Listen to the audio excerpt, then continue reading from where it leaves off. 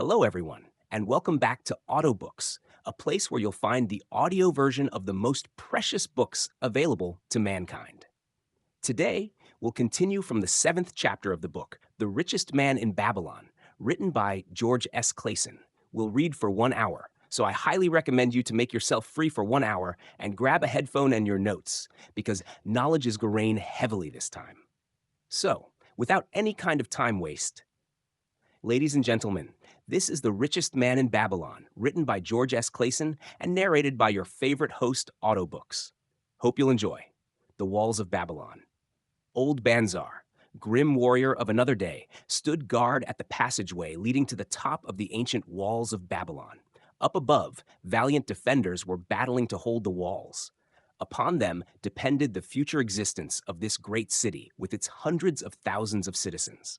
Over the walls came the roar of the attacking armies, the yelling of many men, the trampling of thousands of horses, the deafening boom of the battering rams pounding the bronzed gates. In the street behind the gate lounged the spearmen, waiting to defend the entrance should the gates give way. They were but few for the task. The main armies of Babylon were with their king, far away in the east on the great expedition against the Elamites. No attack upon the city having been anticipated during their absence, the defending forces were small. Unexpectedly, from the north bore down the mighty armies of the Assyrians, and now the walls must hold or Babylon was doomed. About Banzar were great crowds of citizens, white-faced and terrified, eagerly seeking news of the battle. With hushed awe, they viewed the stream of wounded and dead being carried or led out of the passageway. Here was the crucial point of attack. After 3 days of circling about the city, the enemy had suddenly thrown his great strength against this section and this gate. The defenders from the top of the wall fought off the climbing platforms and the scaling ladders of the attackers with arrows, burning oil and, if any reached the top, spears. Against the defenders, thousands of the enemy's archers poured a deadly barrage of arrows. Old Banzar had the vantage point for news. He was closest to the conflict and first to hear of each fresh repulse of the frenzied attackers. An elderly merchant crowded close to him, his palsied hands quivering. Tell me, he pleaded. They cannot get in. My sons are with the good king. There is no one to protect my old wife. My goods, they will steal all. My food, they will leave nothing. We are old, too old to defend ourselves, too old for slaves. We shall starve. We shall die. Tell me they cannot get in. Calm thyself, good merchant, the guard responded. The walls of Babylon are strong. Go back to the bazaar and tell your wife that the walls will protect you and all of your possessions as safely as they protect the rich treasures of the king. Keep close to the walls, lest the arrows flying over strike you. A woman with a babe in arms took the old man's place as he withdrew. Sergeant, what news from the top? Tell me truly that I may reassure my poor husband. He lies with fever from his terrible wounds, yet insists upon his armor and his spear to protect me, who am with child. Terrible, he says, will be the vengeful lust of our enemies should they break in. Be thou of good heart, thou mother that is and is again to be. The walls of Babylon will protect you and your babes. They are high and strong. Hear ye not the yells of our valiant defenders as they empty the cauldrons of burning oil upon the ladder scalers? Yes, that do I hear, and also the roar of the battering rams that do hammer at our gates. Back to thy husband. Tell him the gates are strong and withstand the rams. Also that the scalers climb the walls, but to receive the waiting spear thrust. Watch thy way and hasten behind you buildings. Banzar stepped aside to clear the passage for heavily armed reinforcements. As, with clanking bronze shields and heavy tread, they tramped by, a small girl plucked at his girdle. Tell me please, soldier, are we safe? She pleaded. I hear the awful noises. I see the men all bleeding. I am so frightened. What will become of our family, of my mother, little brother, and the baby? The grim old campaigner blinked his eyes and thrust forward his chin as he beheld the child. Be not afraid, little one, he reassured her. The walls of Babylon will protect you and mother and little brother and the baby. It was for the safety of such as you that the good Queen Semiramis built them over 100 years ago. Never have they been broken through. Go back and tell your mother and little brother and the baby that the walls of Babylon will protect them, and they need have no fear. Day after day, old Banzar stood at his post and watched the reinforcements file up the passageway, there to stay and fight until wounded or dead they came down once more. Around him, unceasingly crowded the throngs of frightened citizens, eagerly seeking to learn if the walls would hold. To all he gave his answer with the fine dignity of an old soldier. The walls of Babylon will protect you. For 3 weeks and 5 days, the attack waged with scarcely ceasing violence. Harder and grimmer set the jaw of Banzar, as the passage behind, wet with the blood of the many wounded, was churned into mud by the never-ceasing streams of men passing up and staggering down. Each day the slaughtered attackers piled up in heaps before the wall. Each night they were carried back and buried by their comrades. Upon the 5th night of the 4th week, the clamor without diminished. The first streaks of daylight, illuminating the plains, disclosed great clouds of dust raised by the retreating armies. A mighty shout went up from the defenders. There was no mistaking its meaning. It was repeated by the waiting troops behind the walls. It was echoed by the citizens upon the streets. It swept over the city with the violence of a storm. People rushed from the houses. The streets were jammed with a throbbing mob. The pent-up fear of weeks found an outlet in the wild chorus of joy. From the top of the high tower of the Temple of Bel burst forth the flames of victory. Skyward floated the column of blue smoke to carry the message far and wide.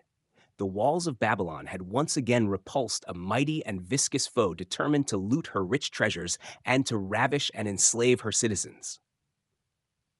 Babylon endured century after century because it was fully protected. It could not afford to be otherwise. The walls of Babylon were an outstanding example of man's need and desire for protection. This desire is inherent in the human race. It is just as strong today as it ever was, but we have developed broader and better plans to accomplish the same purpose. In this day, behind the impregnable walls of insurance, savings accounts, and dependable investments, we can guard ourselves against the unexpected tragedies that may enter any door and seat themselves before any fireside.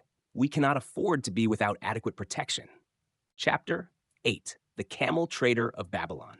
The hungrier one becomes, the clearer one's mind works. Also, the more sensitive one becomes to the odors of food. Tarkad, the son of Azure, certainly thought so. For 2 whole days he had tasted no food except 2 small figs purloined from over the wall of a garden. Not another could he grab before the angry woman rushed forth and chased him down the street. Her shrill cries were still ringing in his ears as he walked through the marketplace. They helped him to retrain his restless fingers from snatching the tempting fruits from the baskets of the market women. Never before had he realized how much food was brought to the markets of Babylon and how good it smelled. Leaving the market, he walked across to the inn and paced back and forth in front of the eating house. Perhaps here he might meet someone he knew, someone from whom he could borrow a copper that would gain him a smile from the unfriendly keeper of the inn, and with it, a liberal helping. Without the copper, he knew all too well how unwelcome he would be. In his abstraction, he unexpectedly found himself face to face with the one man he wished most to avoid, the tall, bony figure of Dabasir, the camel trader. Of all the friends and others from whom he had borrowed small sums, Dabasir made him feel the most uncomfortable because of his failure to keep his promises to repay promptly. Dabasir's face lighted up at the sight of him. "Ha! 'Tis Tarkad, just the one I have been seeking that he might repay the 2 pieces of copper which I lent him a moon ago. Also the piece of silver which I lent to him before that. We are well met. I can make good use of the coins this very day. What say, boy? What say?" Tarkad stuttered, and his face flushed. He had naught in his empty stomach to nerve him to argue with the outspoken Dabasir. "I am sorry, very sorry," he mumbled weakly, "but this day I have neither the copper nor the silver with which I could repay." "Then get it," Dabasir insisted. "Surely thou canst get hold of a few coppers and a piece of silver to repay the generosity of an old friend of thy father who aided thee whence thou wast in need? 'Tis because ill fortune does pursue me that I cannot pay. Ill fortune! Wouldst blame the gods for thine own weakness? Ill fortune pursues every man who thinks more of borrowing than of repaying. Come with me, boy, while I eat. I am hungry, and I would tell thee a tale." Tarkad flinched from the brutal frankness of Dabasir, but here at least was an invitation to enter the coveted doorway of the eating house. Dabasir pushed him to a far corner of the room where they seated themselves upon small rugs. When Kauskor, the proprietor, appeared smiling, Dabasir addressed him with his usual freedom. "Fat lizard of the desert, bring to me a leg of the goat, brown with much juice, and bread and all of the vegetables, for I am hungry and want much food. Do not forget my friend here. Bring to him a jug of water. Have it cooled, for the day is hot." Tarkad's heart sank. Must he sit here and drink water while he watched this man devour an entire goat leg? He said nothing. He thought of nothing he could say. Dabasir, however, knew no such thing as silence. Smiling and waving his hand good-naturedly to the other customers, all of whom knew him, he continued. "I did hear from a traveler just returned from Urfa of a certain rich man who has a piece of stone cut so thin that one can look through it. He put it in the window of his house to keep out the rains. It is yellow, so this traveler does relate, and he was permitted to look through it, and all the outside world looked strange and not like it really is. What say you to that, Tarkad? Thinkest all the world could look to a man a different color from what it is?" "I dare say," responded the youth, much more interested in the fat leg of goat placed before Dabasir. "Well, I know it to be true, for I myself have seen the world all of a different color from what it really is, and the tale I am about to tell relates how I came to see it in its right color once more." "Dabasir will tell a tale," whispered a neighboring diner to his neighbor, and dragged his rug close. Other diners brought their food and crowded in a semicircle. They crunched noisily in the ears of Tarkad and brushed him with their meaty bones. He alone was without food. Dabasir did not offer to share with him, nor even motion him to a small corner of the hard bread that was broken off and had fallen from the platter to the floor. "The tale that I am about to tell," began Dabasir, pausing to bite a goodly chunk from the goat leg, "relates to my early life and how I came to be a camel trader. Didst anyone know that I once was a slave in Syria?" A murmur of surprise ran through the audience, to which Dabasir listened with satisfaction. "When I was a young man," continued Dabasir, after another vicious onslaught on the goat leg, "I learned the trade of my father, the making of saddles. I worked with him in his shop and took to myself a wife. Being young and not greatly skilled, I could earn but little, just enough to support my excellent wife in a modest way. I craved good things, which I could not afford. Soon I found that the shopkeepers would trust me to pay later, even though I could not pay at the time. Being young and without experience, I did not know that he who spends more than he earns is sowing the winds of needless self-indulgence, from which he is sure to reap the whirlwinds of trouble and humiliation. So I indulged my whims for fine raiment and bought luxuries for my good wife and our home beyond our means. I paid as I could, and for a while all went well. But in time, I discovered I could not use my earnings both to live upon and to pay my debts. Creditors began to pursue me to pay for my extravagant purchases, and my life became miserable. I borrowed from my friends, but could not repay them either. Things went from bad to worse. My wife returned to her father, and I decided to leave Babylon and seek another city where a young man might have better chances. For 2 years, I had a restless and unsuccessful life, working for caravan traders. From this, I fell in with a set of likable robbers who scoured the desert for unarmed caravans. Such deeds were unworthy of the son of my father, but I was seeing the world through a colored stone and did not realize to what degradation I had fallen. We met with success on our first trip, capturing a rich haul of gold and silks and valuable merchandise. This loot we took to Jinir and squandered. The second time, we were not so fortunate. Just after we had made our capture, we were attacked by the spearsmen of a native chief to whom the caravans paid for protection. Our 2 leaders were killed, and the rest of us were taken to Damascus, where we were stripped of our clothing and sold as slaves. I was purchased for 2 pieces of silver by a Syrian desert chief. With my hair shorn and but a loincloth to wear, I was not so different from the other slaves.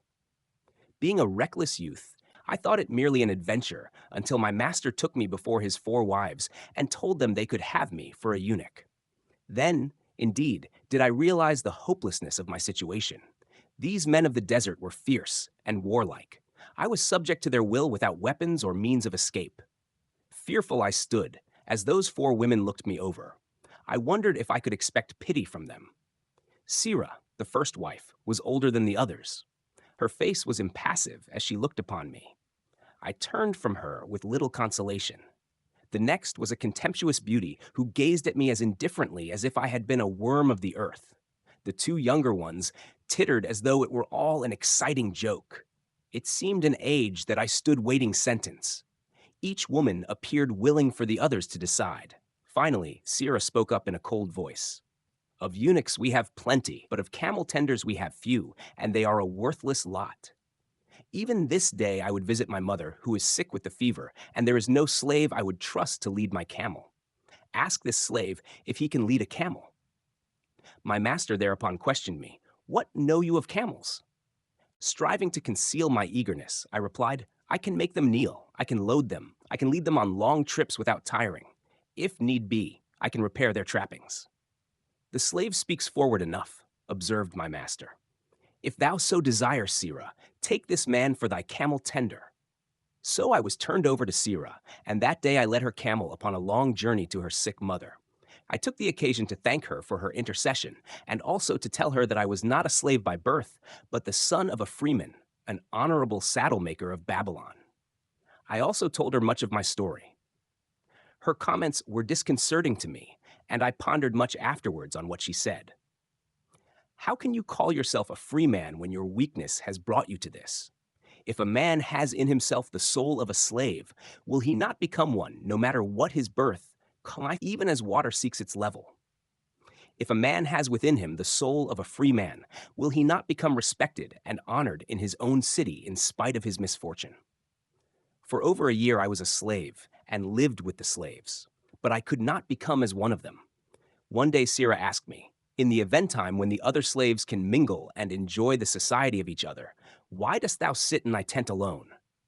To which I responded, "I am pondering what you have said to me. I wonder if I have the soul of a slave. I cannot join them, so I must sit apart." "I, too, must sit apart," she confided. "My dowry was large, and my lord married me because of it. Yet he does not desire me. What every woman longs for is to be desired. Because of this, and because I am barren and have neither son nor daughter, must I sit apart. Were I a man, I would rather die than be such a slave, but the conventions of our tribe make slaves of women." "What think thou of me by this time?" I asked her suddenly. "Have I the soul of a man, or have I the soul of a slave?" "Have you a desire to repay the just debts you owe in Babylon?" she parried. "Yes, I have the desire, but I see no way. If thou contentedly let the years slip by and make no effort to repay, then thou hast but the contemptible soul of a slave. No man is otherwise who cannot respect himself, and no man can respect himself who does not repay honest debts." "But what can I do who am a slave in Syria?" "Stay a slave in Syria, thou weakling." "I am not a weakling," I denied hotly. "Then prove it." "How? Does not thy great king fight his enemies in every way he can and with every force he has? Thy debts are thy enemies. They ran thee out of Babylon. You left them alone, and they grew too strong for thee. Hadst fought them as a man, thou couldst have conquered them and been one honored among the townspeople. But thou had not the soul to fight them, and behold, thy pride hast gone down until thou art a slave in Syria." Much I thought over her unkind accusations and many defensive phrases I worded to prove myself not a slave at heart, but I was not to have the chance to use them. 3 days later, the maid of Sira took me to her mistress. "My mother is again very sick," she said. "Saddle the 2 best camels in my husband's herd. Tie on water skins and saddlebags for a long journey. The maid will give thee food at the kitchen tent." I packed the camels, wondering much at the quantity of provisions the maid provided, for the mother dwelt less than a day's journey away. The maid rode the rear camel which followed, and I led the camel of my mistress. When we reached her mother's house, it was just dark. Sira dismissed the maid and said to me, "Dabasir, hast thou the soul of a free man or the soul of a slave?" "The soul of a free man," I insisted. "Now is thy chance to prove it. Thy master hath imbibed deeply, and his chiefs are in a stupor. Take then these camels, and make thy escape. Here in this bag is raiment of thy master's to disguise thee. I will say thou stole the camels and ran away while I visited my sick mother." "Thou hast the soul of a queen," I told her. Much do I wish that I might lead thee to happiness. Happiness, she responded, awaits not the runaway wife who seeks it in far lands among strange people. Go thy own way, and may the gods of the desert protect thee, for the way is far and barren of food or water. I needed no further urging, but thanked her warmly and was away into the night. I knew not this strange country, and had only a dim idea of the direction in which lay Babylon, but struck out bravely across the desert toward the hills. One camel I rode, and the other I led. All that night I traveled, and all the next day, urged on by the knowledge of the terrible fate that was meted out to slaves who stole their master's property and tried to escape. Late that afternoon, I reached a rough country as uninhabitable as the desert. The sharp rocks bruised the feet of my faithful camels, and soon they were picking their way slowly and painfully along. I met neither man nor beast, and could well understand why they shunned this inhospitable land. It was such a journey from then on as few men live to tell of. Day after day we plodded along. Food and water gave out. The heat of the sun was merciless. At the end of the 9th day, I slid from the back of my mount with the feeling that I was too weak to ever remount, and I would surely die, lost in this abandoned country. I stretched out upon the ground and slept, not waking until the first gleam of daylight. I sat up and looked about me. There was a coolness in the morning air. My camels lay dejected not far away. About me was a vast waste of broken country covered with rock and sand and thorny things, no sign of water, naught to eat for man or camel. Could it be that in this peaceful quiet I faced my end? My mind was clearer than it had ever been before. My body now seemed of little importance. My parched and bleeding lips, my dry and swollen tongue, my empty stomach, all had lost their supreme agonies of the day before. I looked across into the uninviting distance, and once again came to me the question, have I the soul of a slave or the soul of a free man? Then with clearness I realized that if I had the soul of a slave, I should give up, lie down in the desert and die, a fitting end for a runaway slave. But if I had the soul of a free man, what then? Surely I would force my way back to Babylon, repay the people who had trusted me, bring happiness to my wife, who truly loved me, and bring peace and contentment to my parents. Thy debts are thine enemies who have run thee out of Babylon, Sirrah had said. Yes, it was so. Why had I refused to stand my ground like a man? Why had I permitted my wife to go back to her father? Then a strange thing happened. All the world seemed to be of a different color, as though I had been looking at it through a colored stone which had suddenly been removed. At last I saw the true values in life. Die in the desert, not I. With a new vision, I saw the things that I must do. First, I would go back to Babylon and face every man to whom I owed an unpaid debt. I should tell them that after years of wandering and misfortune, I had come back to pay my debts as fast as the gods would permit. Next, I should make a home for my wife and become a citizen of whom my parents should be proud. My debts were my enemies, but the men I owed were my friends, for they had trusted me and believed in me. I staggered weakly to my feet. What mattered hunger? What mattered thirst? They were but incidents on the road to Babylon. Within me surged the soul of a free man going back to conquer his enemies and reward his friends. I thrilled with the great resolve. The glazed eyes of my camels brightened at the new note in my husky voice. With great effort, after many attempts, they gained their feet. With pitiful perseverance, they pushed on toward the north, where something within me said we would find Babylon. We found water. We passed into a more fertile country, where were grass and fruit. We found the trail to Babylon, because the soul of a free man looks at life as a series of problems to be solved and solves them. And while the soul of a slave whines, what can I do who am but a slave? How about thee, Tarkad? Dost thy empty stomach make thy head exceedingly clear? Art ready to take the road that leads back to self-respect? Canst thou see the world in its true color? Hast thou the desire to pay thy honest debts, however many they may be, and once again be a man respected in Babylon? Moisture came to the eyes of the youth. He rose eagerly to his knees. Thou hast shown me a vision. Already I feel the soul of a free man surge within me. But how fared you upon your return? Questioned an interested listener. Where the determination is, the way can be found, Dabasir replied. I now had the determination, so I set out to find a way. First, I visited every man to whom I was indebted and begged his indulgence until I could earn that with which to repay. Most of them met me gladly. Several reviled me, but others offered to help me. One indeed did give me the very help I needed.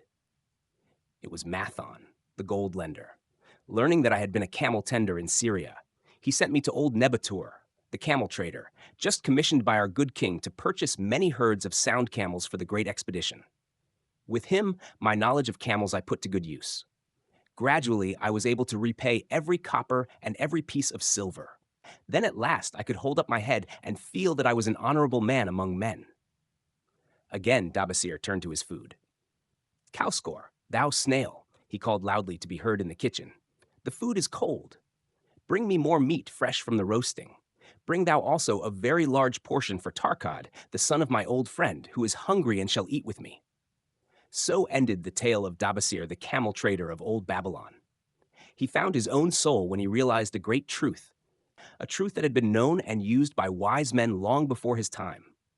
It has led men of all ages out of difficulties and into success, and it will continue to do so for those who have the wisdom to understand its magic power. It is for any man to use who reads these lines. Where the determination is, the way can be found. Chapter 9, The Clay Tablets from Babylon. A letter written by an archaeologist to his professor, October 21st, 1934.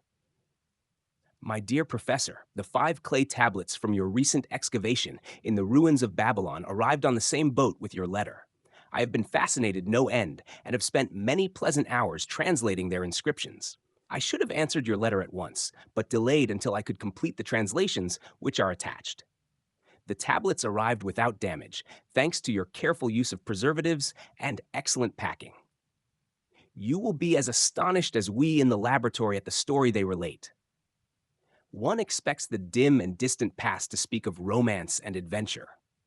Arabian Nights sort of things, you know? When instead it discloses the problem of a person named Dabasir to pay off his debts, one realizes that conditions upon this old world have not changed as much in 5,000 years as one might expect. It's odd, you know, but these old inscriptions rather rage me, as the students say.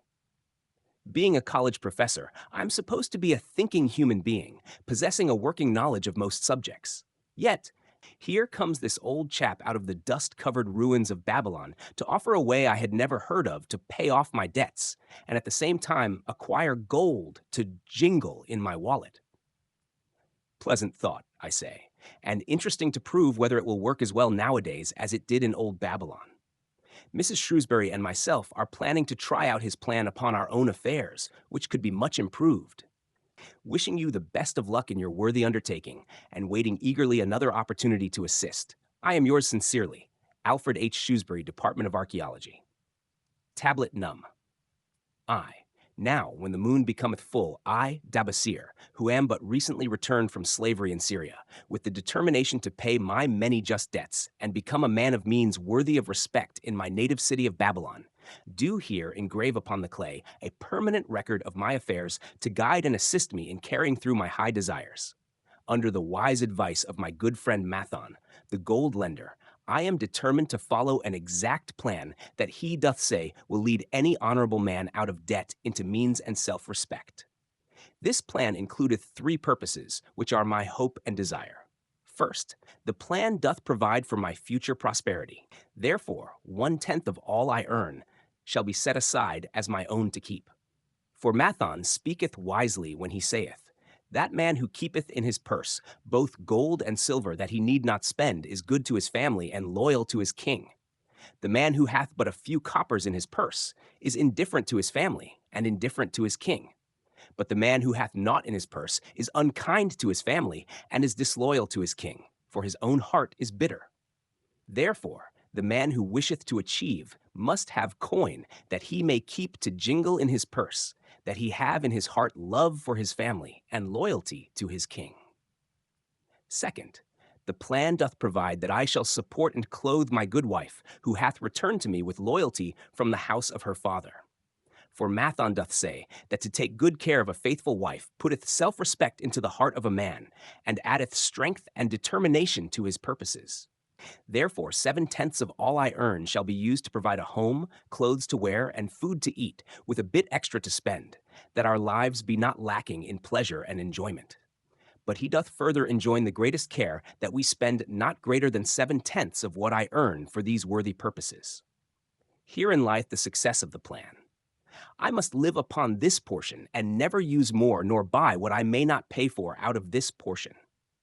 Tablet Note 2. Third, the plan doth provide that out of my earnings my debts shall be paid. Therefore, each time the moon is full, 2/10 of all I have earned shall be divided honorably and fairly among those who have trusted me and to whom I am indebted. Thus, in due time will all my indebtedness be surely paid. Therefore, do I here engrave the name of every man to whom I am indebted and the honest amount of my debt. Faru, the cloth weaver, 2 silver, 6 copper. Sinjar, the couchmaker, 1 silver. Amar, my friend, 3 silver, 1 copper. Zankar, my friend, 4 silver, 7 copper. Askamir, my friend, 1 silver, 3 copper. Haransir, the jewel maker, 6 silver, 2 copper. Dyer Becker, my father's friend, 4 silver, 1 copper. Alkahad, the house owner, 14 silver. Mathon, the gold lender, 9 silver. Byrejik, the farmer, 1 silver, 7 copper. From here on, disintegrated. Cannot be deciphered. Tablet number 3. To these creditors do I owe in total 119 pieces of silver and 141 pieces of copper. Because I did owe these sums and saw no way to repay, in my folly I did permit my wife to return to her father, and didst leave my native city and seek easy wealth elsewhere, only to find disaster and to see myself sold into the degradation of slavery. Now that Mathon doth show me how I can repay my debts in small sums of my earnings, do I realize the great extent of my folly in running away from the results of my extravagances. Therefore have I visited my creditors and explained to them that I have no resources with which to pay except my ability to earn, and that I intend to apply 2/10 of all I earn upon my indebtedness, evenly and honestly. This much can I pay, but no more.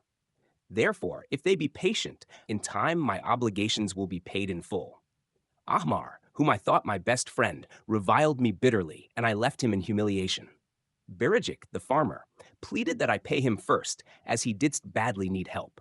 Alkahad, the house owner, was indeed disagreeable, and insisted that he would make me trouble unless I didst soon settle in full with him. All the rest willingly accepted my proposal. Therefore, am I more determined than ever to carry through, being convinced that it is easier to pay one's just debts than to avoid them. Even though I cannot meet the needs and demands of a few of my creditors, I will deal impartially with all. Tablet No. 4.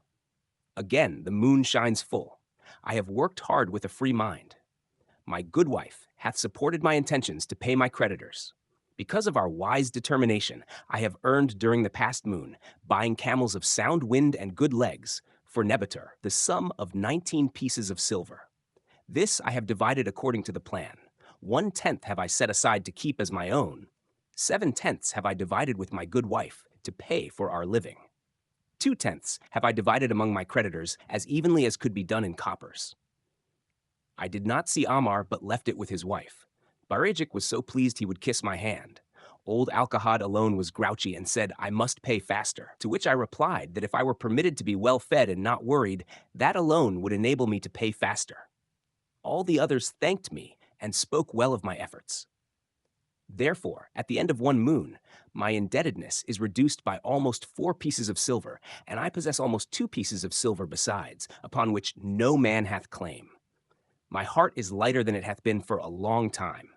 Again the moon shines full. I have worked hard, but with poor success. Few camels have I been able to buy. Only 11 pieces of silver have I earned.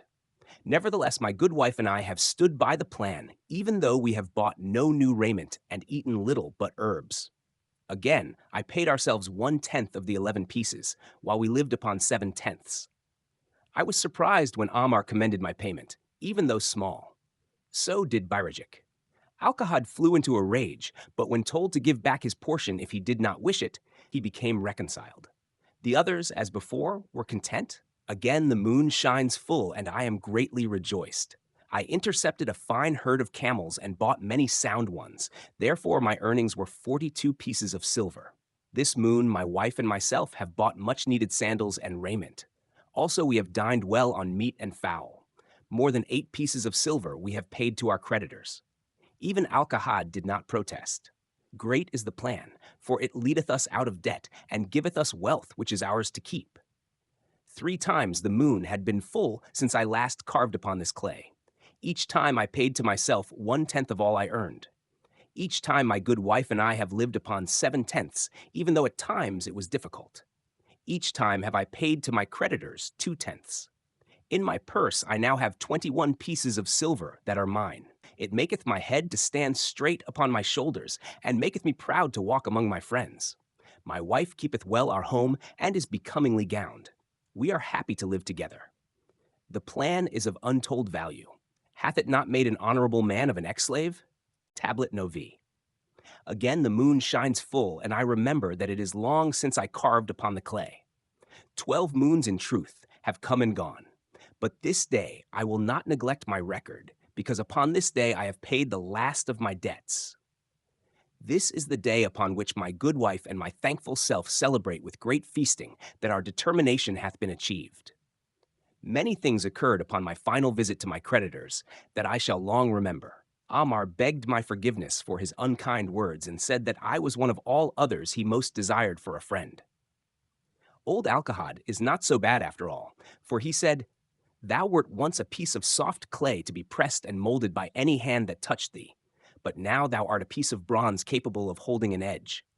If thou needst silver or gold at any time, come to me." Nor is he the only one who holdeth me in high regard.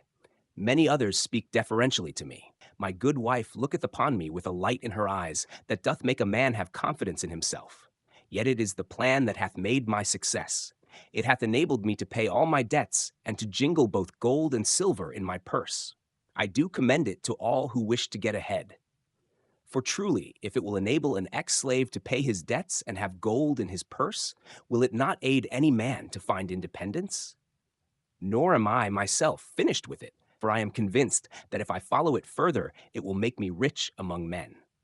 Another letter written by Alfred H. on November 7th, 1936. My dear Professor, if in your further digging into those ruins of Babylon, you encounter the ghost of a former resident, an old camel trader named Dabasir, do me a favor. Tell him that his scribbling upon those clay tablets so long ago has earned for him the lifelong gratitude of a couple of college folks back here in England. You will possibly remember my writing a year ago that Mrs. Shrewsbury and myself intended to try his plan for getting out of debt and at the same time having gold to jingle. You may have guessed, even though we tried to keep it from our friends, our desperate straits. We were frightfully humiliated for years by a lot of old debts and worried sick for fear some of the tradespeople might start a scandal that would force me out of the college. We paid and paid, every shilling we could squeeze out of income, but it was hardly enough to hold things even. Besides, we were forced to do all our buying where we could get further credit regardless of higher costs. It developed into one of those vicious circles that grow worse instead of better. Our struggles were getting hopeless. We could not move to less costly rooms because we owed the landlord. There did not appear to be anything we could do to improve our situation. Then, here comes your acquaintance, the old camel trader from Babylon, with a plan to do just what we wished to accomplish. He jolly well stirred us up to follow his system. We made a list of all our debts, and I took it around and showed it to everyone we owed. I explained how it was simply impossible for me to ever pay them the way things were going along. They could readily see this themselves from the figures. Then I explained that the only way I saw to pay in full was to set aside 20% of my income each month to be divided pro rata, which would pay them in full in a little over 2 years. That in the meantime, we would go on a cash basis and give them the further benefit of our cash purchases. They were really quite decent. Our greengrocer, a wise old chap, put it in a way that helped to bring around the rest. If you pay for all you buy, and then pay some on what you owe, that is better than you have done, for ye ain't paid down the account none in 3 years. Finally, I secured all their names to an agreement, binding them not to molest us as long as the 20% of income was paid regularly. Then we began scheming on how to live upon 70%. We were determined to keep that extra 10% to jingle. The thought of silver and possibly gold was most alluring. It was like having an adventure to make the change. We enjoyed figuring this way and that to live comfortably upon that remaining 70%. We started with rent and managed to secure a fair reduction. Next, we put our favorite brands of tea and such under suspicion and were agreeably surprised how often we could purchase superior qualities at less cost. It is too long a story for a letter, but anyhow, it did not prove difficult. We managed, and right cheerfully at that. What a relief it proved to have our affairs in such a shape we were no longer persecuted by past due accounts. I must not neglect, however, to tell you about that extra 10% we were supposed to jingle. Well, we did jingle it for some time. Now, don't laugh too soon. You see, that is the sporty part. It is the real fun to start accumulating money that you do not want to spend. There is more pleasure in running up such a surplus than there could be in spending it. After we had jingled to our heart's content, we found a more profitable use for it. We took up an investment upon which we could pay that 10% each month. This is proving to be the most satisfying part of our regeneration. It is the first thing we pay out of my check. There is a most gratifying sense of security to know our investment is growing steadily. By the time my teaching days are over, it should be a snug sum, large enough so the income will take care of us from then on. All this out of my same old check. Difficult to believe, yet absolutely true. All our debts being gradually paid, and at the same time, our investment increasing. Besides, we get along, financially, even better than before. Who would believe there could be such a difference in results between following a financial plan and just drifting along? At the end of the next year, when all our old bills shall have been paid, we will have more to pay upon our investment besides some extra for travel. We are determined never again to permit our living expenses to exceed 70% of our income. Now you can understand why we would like to extend our personal thanks to that old chap whose plan saved us from our hell on earth. He knew. He had been through it all. He wanted others to benefit from his own bitter experiences. That is why he spent tedious hours carving his message upon the clay. He had a real message for fellow sufferers, a message so important that after 5,000 years it has risen out of the ruins of Babylon, just as true and just as vital as the day it was buried. Yours sincerely, Alfred H. Shrewsbury, Department of Archaeology. Chapter 10, The Luckiest Man in Babylon. At the head of his caravan, proudly rode Sharunada, the merchant prince of Babylon. He liked fine cloth and wore rich and becoming robes. He liked fine animals and sat easily upon his spirited Arabian stallion. To look at him, one would hardly have guessed his advanced years. Certainly, they would not have suspected that he was inwardly troubled.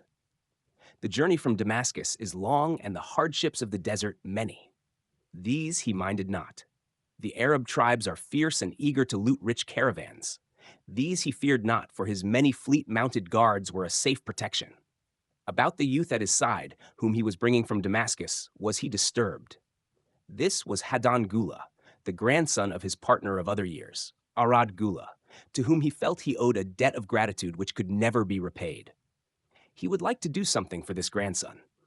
But the more he considered this, the more difficult it seemed because of the youth himself. Eyeing the young man's rings and earrings, he thought to himself, "He thinks jewels are for men. Still he has his grandfather's strong face." But his grandfather wore no such gaudy robes. Yet I sought him to come, hoping I might help him get a start for himself and get away from the wreck his father has made of their inheritance. Hadan Gula broke in upon his thoughts. "Why dost thou work so hard, riding always with thy caravan upon its long journeys? Dost thou never take time to enjoy life?" Sharunada smiled. "To enjoy life?" he repeated. "What wouldst thou do to enjoy life if thou wert Sharunada?" "If I had wealth equal to thine, I would live like a prince. Never across the hot desert would I ride. I would spend the shekels as fast as they came to my purse. I would wear the richest of robes and the rarest of jewels. That would be a life to my liking, a life worth living." Both men laughed. "Thy grandfather wore no jewels." Sharunada spoke before he thought, then continued jokingly, "Wouldst thou leave no time for work?" "Work was made for slaves," Hadan Gula responded. Sharunada bit his lip but made no reply, riding in silence until the trail led them to the slope. Here he reined his mount and pointing to the green valley far away. See, there is the valley. Look far down, and thou canst faintly see the walls of Babylon. The tower is the temple of Bel. If thine eyes are sharp, thou mayest even see the smoke from the eternal fire upon its crest. So that is Babylon? Always have I longed to see the wealthiest city in all the world, Hadangula commented. Babylon, where my grandfather started his fortune. Would he were still alive, we would not be so sorely pressed. Why wish his spirit to linger on earth beyond its allotted time? Thou and thy father can well carry on his good work. Alas of us, neither has his gift. Father and myself know not his secret for attracting the golden shekels. Sharunada did not reply, but gave rein to his mount and rode thoughtfully down the trail to the valley. Behind them followed the caravan in a cloud of reddish dust. Some time later, they reached the king's highway and turned south through the irrigated farms. 3 old men plowing a field caught Sharunada's attention. They seemed strangely familiar. How ridiculous! One does not pass a field after 40 years and find the same men plowing there. Yet, something within him said they were the same. One, with an uncertain grip, held the plow. The others laboriously plodded beside the oxen, ineffectually beating them with their barrel staves to keep them pulling. 40 years ago, he had envied these men. How gladly he would have exchanged places. But what a difference now.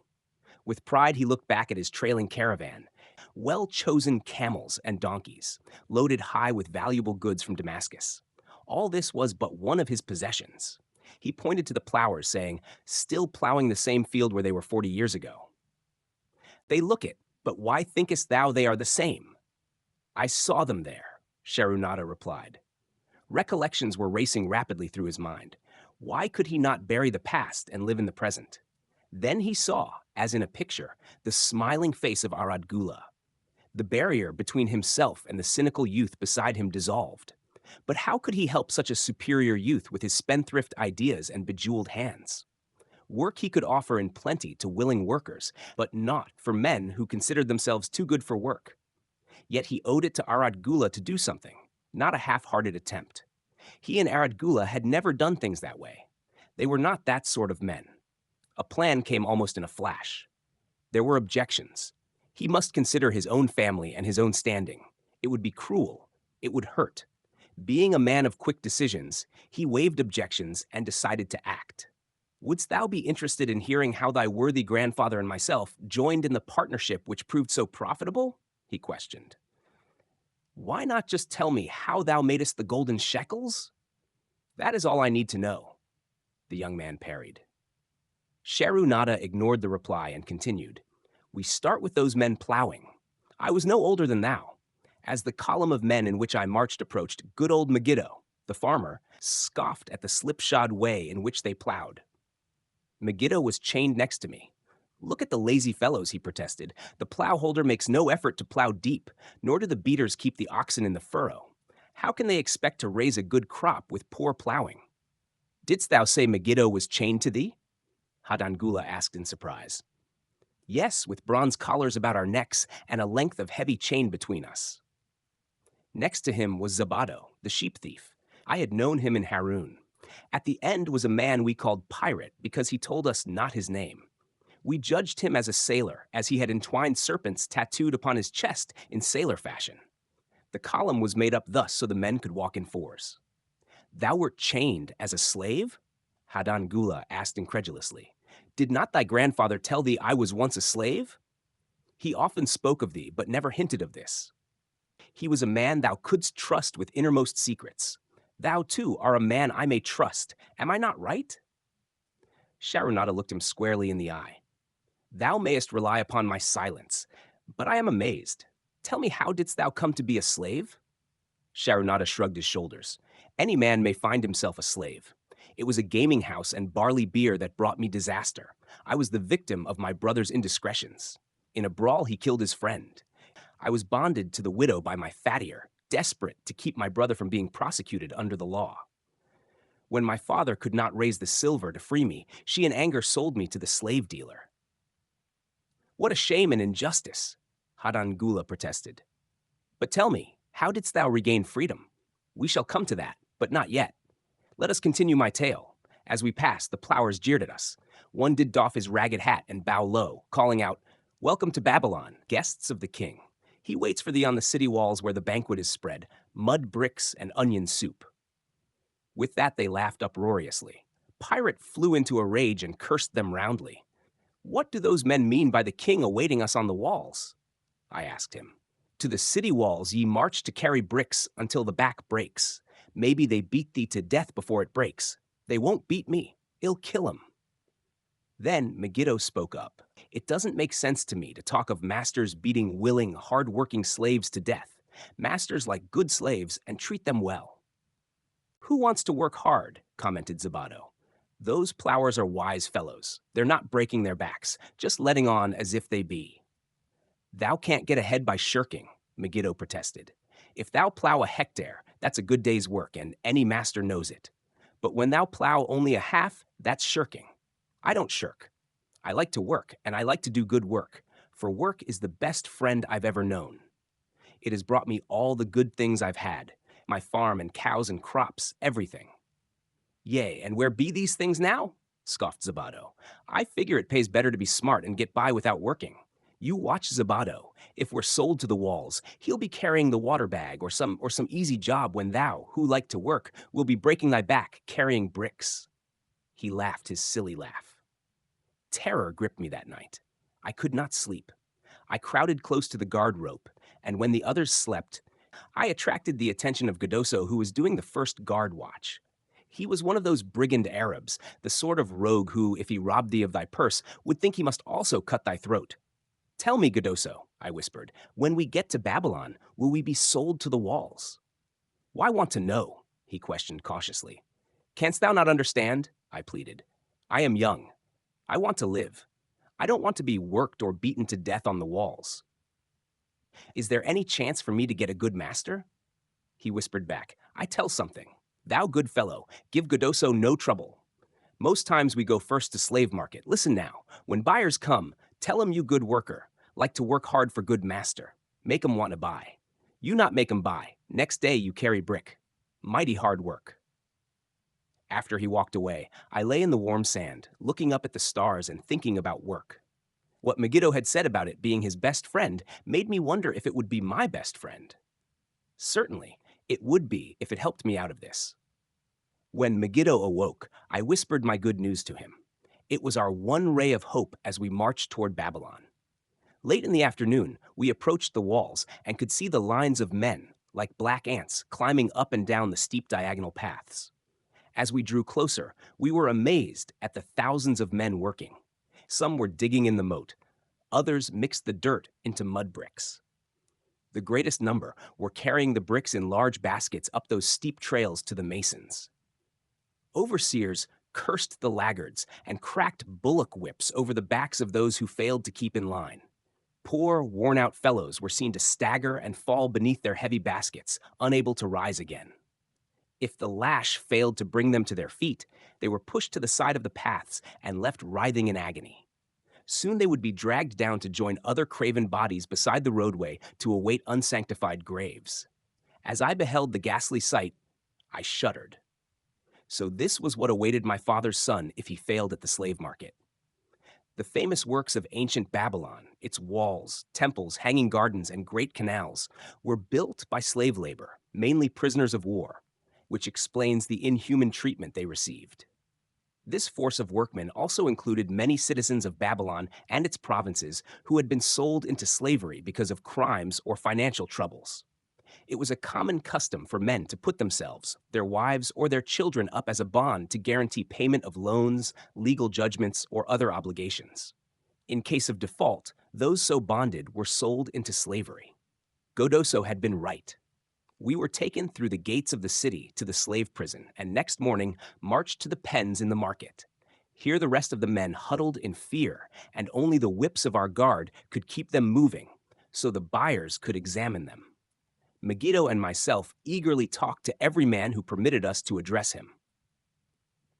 The slave dealer brought soldiers from the king's guard, who shackled Pirate and brutally beat him when he protested. As they led him away, I felt sorry for him. Megiddo felt that we would soon part. When no buyers were near, He talked to me earnestly to impress upon me how valuable work would be to me in the future. Some men hate it. They make it their enemy. Better to treat it like a friend, make thyself like it. Don't mind because it is hard. If thou thinkest about what a good house thou build, then who cares if the beams are heavy and it is far from the well to carry the water for the plaster? Promise me, boy, if thou get a master, work for him as hard as thou canst. If he does not appreciate all thou do, never mind. Remember, work well done does good to the man who does it. It makes him a better man. He stopped as a burly farmer came to the enclosure and looked at us critically. Megiddo asked about his farm and crops, soon convincing him that he would be a valuable man. After violent bargaining with the slave dealer, the farmer drew a fat purse from beneath his robe, and soon Megiddo had followed his new master out of sight. A few other men were sold during the morning. At noon, Godoso confided to me that the dealer was disgusted and would not stay over another night, but would take all who remained at sundown to the king's buyer. I was becoming desperate when a fat, good-natured man walked up to the wall and inquired if there was a baker among us. I approached him, saying, "Why should a good baker like thyself seek another baker of inferior ways? Would it not be easier to teach a willing man like myself thy skilled ways? Look at me. I am young, strong, and like to work. Give me a chance, and I will do my best to earn gold and silver for thy purse." He was impressed by my willingness and began bargaining with the dealer, who had never noticed me since he had bought me, but now waxed eloquent on my abilities, good health, and good disposition. I felt like a fat ox being sold to a butcher. At last, much to my joy, the deal was closed. I followed my new master away, thinking I was the luckiest man in Babylon. My new home was much to my liking. Nananade, my master, taught me how to grind the barley in the stone bowl that stood in the courtyard, how to build the fire in the oven, and then how to grind very fine the sesame flour for the honey cakes. I had a couch in the shed where his grain was stored. The old slave housekeeper, Swasti, fed me well and was pleased at the way I helped her with the heavy tasks. Here was the chance I had longed for to make myself valuable to my master, and I hoped to find a way to earn my freedom. I asked Nananide to show me how to knead the bread and to bake. This he did, much pleased at my willingness. Later, when I could do this well, I asked him to show me how to make the honey cakes, and soon I was doing all the baking.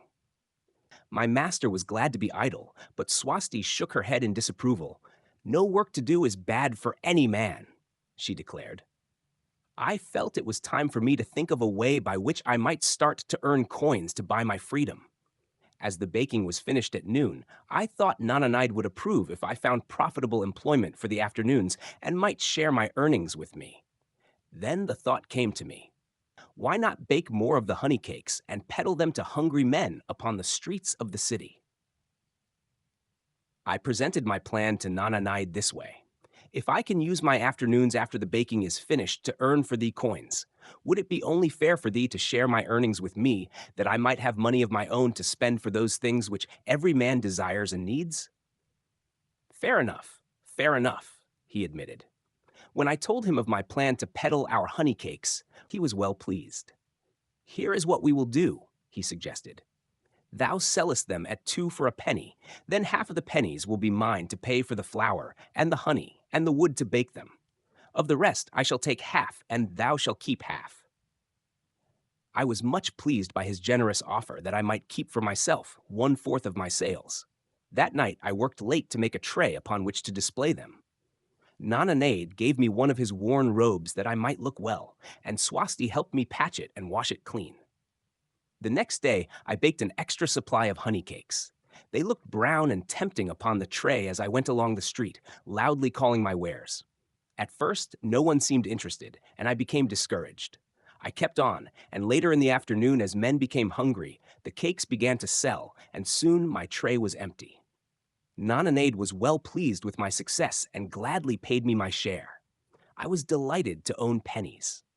Megiddo had been right when he said a master appreciated good work from his slaves. That night, I was so excited over my success, I could hardly sleep, and tried to figure how much I could earn in a year, and how many years would be required to buy my freedom. As I went forth with my tray of cakes every day, I soon found regular customers. One of these was none other than thy grandfather, Arad Gula. He was a rug merchant and sold to the housewives, going from one end of the city the other, accompanied by a donkey loaded high with rugs and a black slave to tend it. He would buy 2 cakes for himself and 2 for his slave, always tarrying to talk with me while they ate them. Thy grandfather said something to me one day that I shall always remember. I like thy cakes, boy, but better still, I like the fine enterprise with which thou offerest them. Such spirit can carry thee far on the road to success. But how canst thou understand, Hadangula, what such words of encouragement could mean to a slave boy, lonesome in a great city, struggling with all he had in him to find a way out of his humiliation? As the months went by, I continued to add pennies to my purse. It began to have a comforting weight upon my belt. Work was proving to be my best friend, just as Megiddo had said. I was happy, but Swasti was worried. Thy master, I fear to have him spend so much time at the gaming houses, she protested. I was overjoyed one day to meet my friend Megiddo upon the street. He was leading 3 donkeys loaded with vegetables to the market. I am doing mighty well, he said. My master does appreciate my good work, for now I am a foreman. See, he does trust the marketing to me, and also he is sending for my family. Work is helping me to recover from my great trouble. Someday it will help me to buy my freedom and once more own a farm of my own. Time went on, and Nananade became more and more anxious for me to return from selling. He would be waiting when I returned and would eagerly count and divide our money.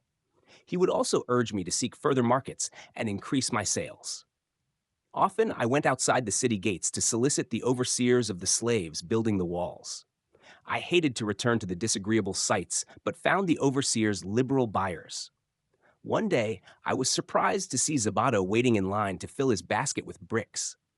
He was gaunt and bent, and his back was covered with welts and sores from the whips of the overseers. I was sorry for him and handed him a cake, which he crushed into his mouth like a hungry animal. Seeing the greedy look in his eyes, I ran before he could grab my tray. Why dost thou work so hard? Arad Gula said to me one day, almost the same question thou asked of me today. Dost thou remember? I told him what Megiddo had said about work and how it was proving to be my best friend. I showed him with pride my wallet of pennies and explained how I was saving them to buy my freedom. When thou art free, what wilt thou do? He inquired. Then, I answered, I intend to become a merchant. At that, he confided in me, something I had never suspected. Thou knowest not that I also am a slave. I am in partnership with my master. Stop, demanded Hadan Gula. I will not listen to lies defaming my grandfather. He was no slave. His eyes blazed in anger. Sharunada remained calm. I honor him for rising above his misfortune and becoming a leading citizen of Damascus. Art thou, his grandson, cast of the same mold? Art thou man enough to face true facts, or dost thou prefer to live under false illusions? Hadan Gula straightened in his saddle. In a voice suppressed with deep emotion, he replied, My grandfather was beloved by all. Countless were his good deeds. When the famine came, did not his gold buy grain in Egypt? And did not his caravan bring it to Damascus and distribute it to the people so none would starve? Now thou sayest he was but a despised slave in Babylon. Had he remained a slave in Babylon, then he might well have been despised. But when, through his own efforts, he became a great man in Damascus, the gods indeed condoned his misfortunes and honored him with their respect. Sharunada replied. After telling me that he was a slave, Sharunada continued, he explained how anxious he had been to earn his freedom. Now that he had enough money to buy this, he was much disturbed as to what he should do. He was no longer making good sales and feared to leave the support of his master. I protested his indecision. Cling no longer to thy master. Get once again the feeling of being a free man. Act like a free man and succeed like one. Decide what thou desirest to accomplish, and then work will aid thee to achieve it. He went on his way saying he was glad I had shamed him for his cowardice. One day, I went outside the gates again and was surprised to find a great crowd gathering there. When I asked a man for an explanation, he replied, Hast thou not heard? An escaped slave who murdered one of the king's guards has been brought to justice and will this day be flogged to death for his crime. Even the king himself is to be here.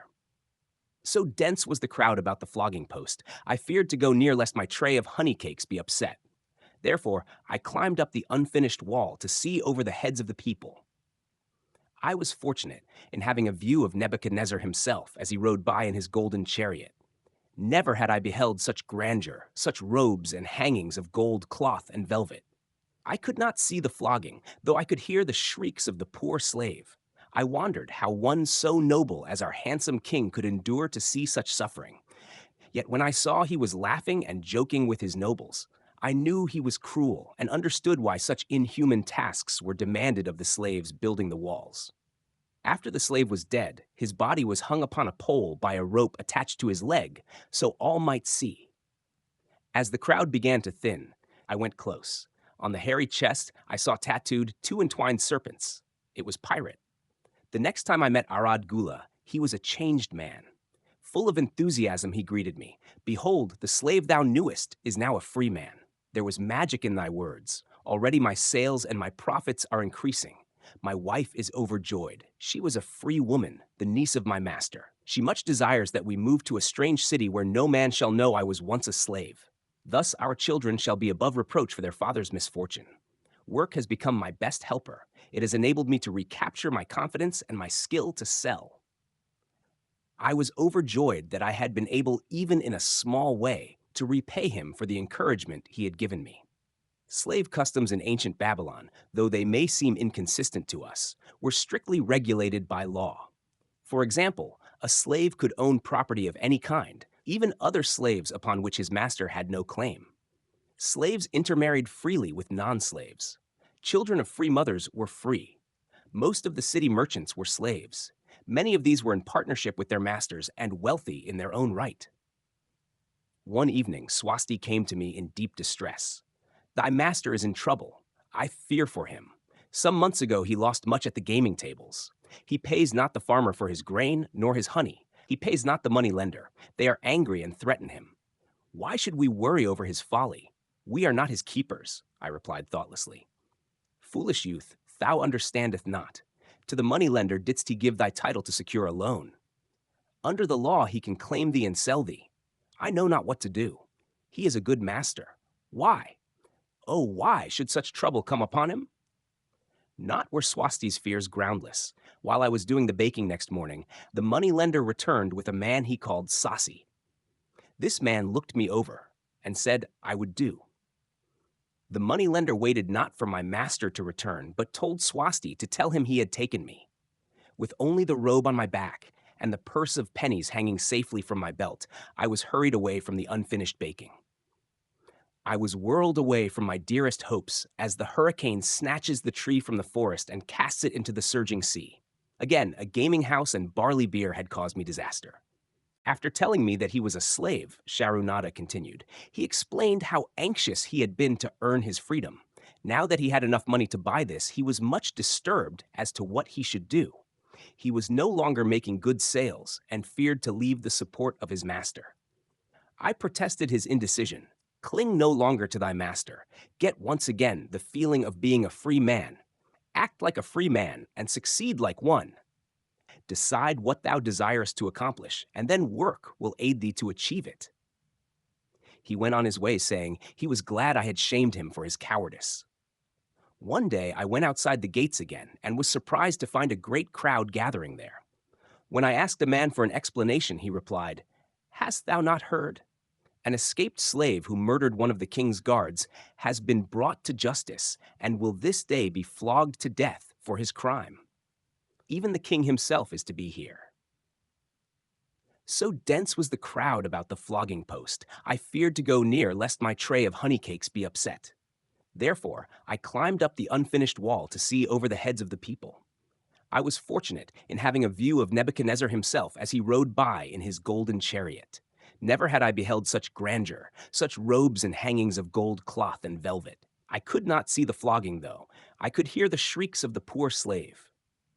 I wondered how one so noble as our handsome king could endure to see such suffering. Yet when I saw he was laughing and joking with his nobles, I knew he was cruel and understood why such inhuman tasks were demanded of the slaves building the walls. After the slave was dead, his body was hung upon a pole by a rope attached to his leg so all might see. As the crowd began to thin, I went close. On the hairy chest, I saw tattooed 2 entwined serpents. It was pirate. The next time I met Arad Gula, he was a changed man. Full of enthusiasm, he greeted me. Behold, the slave thou knewest is now a free man. There was magic in thy words. Already my sales and my profits are increasing. My wife is overjoyed. She was a free woman, the niece of my master. She much desires that we move to a strange city where no man shall know I was once a slave. Thus our children shall be above reproach for their father's misfortune. Work has become my best helper. It has enabled me to recapture my confidence and my skill to sell. I was overjoyed that I had been able, even in a small way, to repay him for the encouragement he had given me. Slave customs in ancient Babylon, though they may seem inconsistent to us, were strictly regulated by law. For example, a slave could own property of any kind, even other slaves upon which his master had no claim. Slaves intermarried freely with non-slaves. Children of free mothers were free. Most of the city merchants were slaves. Many of these were in partnership with their masters and wealthy in their own right. One evening, Swasti came to me in deep distress. Thy master is in trouble. I fear for him. Some months ago, he lost much at the gaming tables. He pays not the farmer for his grain nor his honey. He pays not the moneylender. They are angry and threaten him. Why should we worry over his folly? We are not his keepers, I replied thoughtlessly. Foolish youth, thou understandeth not. To the moneylender didst he give thy title to secure a loan. Under the law he can claim thee and sell thee. I know not what to do. He is a good master. Why? Oh, why should such trouble come upon him? Not were Swasti's fears groundless. While I was doing the baking next morning, the moneylender returned with a man he called Sasi. This man looked me over and said I would do. The moneylender waited not for my master to return, but told Swasti to tell him he had taken me. With only the robe on my back and the purse of pennies hanging safely from my belt, I was hurried away from the unfinished baking. I was whirled away from my dearest hopes as the hurricane snatches the tree from the forest and casts it into the surging sea. Again, a gaming house and barley beer had caused me disaster. Tears of gratitude filled my eyes. I knew I was the luckiest man in Babylon. Work, thou see, by this in the time of my greatest distress, didst prove to be my best friend. My willingness to work enabled me to escape from being sold to join the slave gangs upon the walls. It also so impressed thy grandfather, he selected me for his partner. Then Hadan Gula questioned, was work my grandfather's secret key to the golden shekels? It was the only key he had when I first knew him, Sharunada replied. Thy grandfather enjoyed working. The gods appreciated his efforts and rewarded him liberally. I begin to see, Hadan Gula was speaking thoughtfully. Work attracted his many friends who admired his industry and the success it brought. Work brought him the honors he enjoyed so much in Damascus. Work brought him all those things I have approved, and I thought work was fit only for slaves. Life is rich with many pleasures for men to enjoy, Sharunada commented. Each has its place. I am glad that work is not reserved for slaves. Were that the case, I would be deprived of my greatest pleasure. Many things do I enjoy, but nothing takes the place of work.